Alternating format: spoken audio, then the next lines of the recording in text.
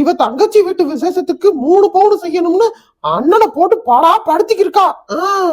தங்கா விக்கிற வேலைக்கு இப்ப 3 பவுன் செய்ய முடியுமா? உனக்கு செய்ய சொன்னேன் 5 பவுனு, அதுல ஒரு நியாயம் இருக்கு. இவ தங்கச்சி வீட்டு விசேஷத்துக்கு நம்ம எதுக்கு 3 பவுன் செய்யணும்? இன்னைக்கு காலையில எல்லாம் பாப்பா 9:30 மணிக்கு சாப்பாடு கொண்டு வந்து குடுக்குறா. உன் வீடான வீட்டுல 9:30 மணிக்கு. உங்க மக கிட்ட எல்லாத்தையும் ஓதிட்டீங்களா?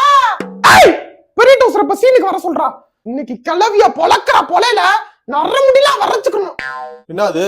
வாங்க லங்கோடுல பக்கு சார். நம்ம மூத்த மேடம் வீட்டுல நடக்கிறத பூரா அப்படியே அவங்க தங்கச்சி கிட்ட வசனம் மாறாம ஒப்பிக்கிறாங்க.